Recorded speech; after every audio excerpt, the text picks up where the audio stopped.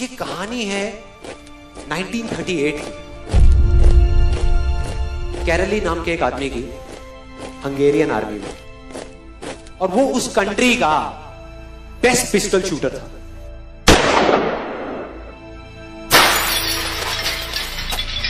जितनी भी national championships हुई थी उस कंट्री में, उसको वो जीत चुका था। और सबको ऑलमोस्ट कंफर्म था कि 1940s में जो ओलंपिक्स होने वाले हैं उसमें गोल्ड मेडल केरली को ही मिलेगा। और उसने सालों से ट्रेनिंग करी थी। उसका एक ही सपना था, एक ही फोकस था कि मुझे अपने इस हाथ को दुनिया का बेस्ट शूटिंग हैंड बनाना है, बेस्ट बनाना है, बेस्ट बनाना है। और वो कामयाब हो गया, उसने बना लिया बेस्ट शूटिंग हैंड। सिर्फ 2 साल का फर्क था।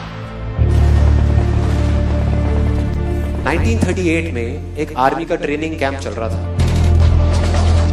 क्योंकि वो आर्मी में था तो एक एक्सीडेंट हो गया।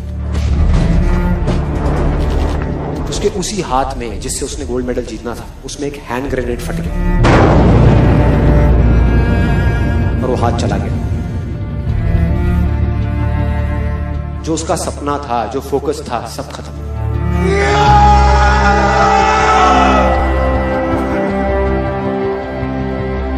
उसके पास 2 रास्ते थे। एक तो ये कि वो बाकी की पूरी जिंदगी रोता रहे और कहीं जा करके छुप जाए, या अपना जो गोल था जिस पे उसने फोकस किया हुआ था उसको पकड़ करके रखे। तो उसने फोकस किया उस पे नहीं जो चला गया था, जो उसके पास नहीं था। उसने फोकस किया उस पे जो उसके पास था।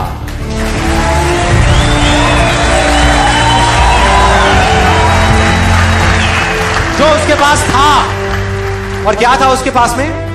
एक लेफ्ट हैंड, एक ऐसा हाथ जिससे वो लिख तक नहीं सकता था।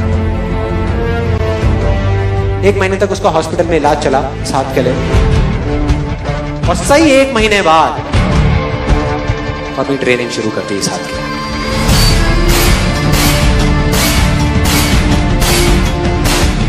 ट्रेनिंग के 1 साल बाद, मतलब कि 1939 में वो वापस आया। नेशनल चैंपियनशिप्स हो रही थी वहीं पे हंगरी में, और बाकी भी बहुत सारे पिस्टल शूटर्स थे वहां पर।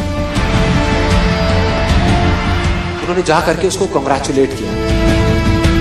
कहा कि यार देखो, ये होता है जज्बा, ये होती है स्पोर्ट्समैन स्पिरिट, कि इतना सब कुछ होने के बाद भी तुम यहां पर आए हो हमको देखने के लिए और हमारा हौसला बढ़ाने के लिए। किसी को नहीं पता था कि वो 1 साल से अपनी ट्रेनिंग कर रहा था लेफ्ट हैंड की। और उसने जवाब दिया, मैं यहां पर तुम्हारा हौसला बढ़ाने नहीं आया, तुम्हारे साथ कॉम्पीट करने आया हूं, तुमसे लड़ने आया हूं, तैयार हो जाओ। और कंपटीशन हुआ। बाकी सब वहां पर जितने भी लोग थे वो कॉम्पीट कर रहे थे अपने बेस्ट हैंड से। ये कॉम्पीट कर रहा था अपने ओनली हैंड से, ओनली हैंड से। कौन जीता? The man with the only hand, Karoly जीत गया। लेकिन वो यहां नहीं रुका। उसका गोल क्लियर था कि मुझे इस हाथ को इस कंट्री का नहीं, इस पूरी दुनिया का बेस्ट शूटिंग हैंड बनाना है।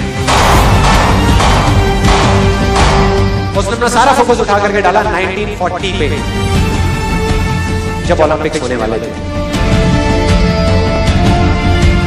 लेकिन 1940s के ओलंपिक्स कैंसिल हो गए वर्ल्ड वॉर की वजह से। हाँ।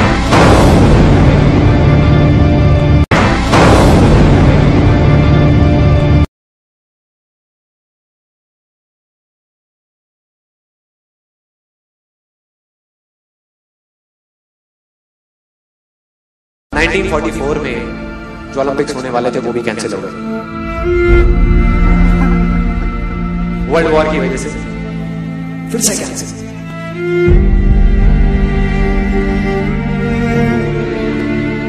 उसने अपना सारा फोकस उठा करके डाल दिया 1948 के ओलंपिक्स में।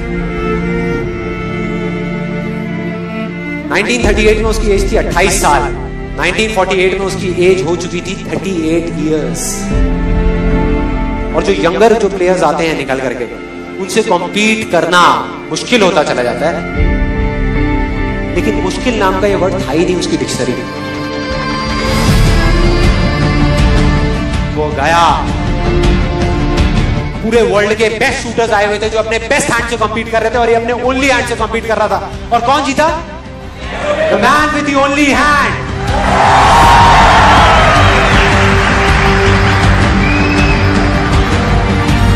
लेकिन वो तब भी नहीं रुका। 1952 ओलंपिक्स, दोबारा कॉम्पीट किया उसने, और इस बार गोल्ड मेडल कौन जीता? गैरल ली। 4 साल बाद दोबारा से, और पूरी की पूरी हिस्ट्री को बदल करके रख दिया ओलंपिक्स। इस पर्टिकुलर कंपटीशन में उससे पहले किसी भी एथलीट ने लगातार 2 गोल्ड मेडल्स नहीं जीते।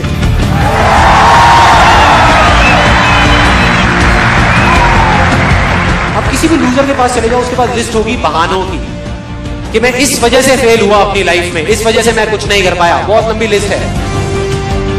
और दूसरी तरफ विनर के पास चले जाओ, उसके पास में 1000 वजह होगी वो ना करने की जो वो करना चाहता है, सिर्फ एक वजह होगी वो करने की जो वो करना चाहता है, और वो कर जाएगा।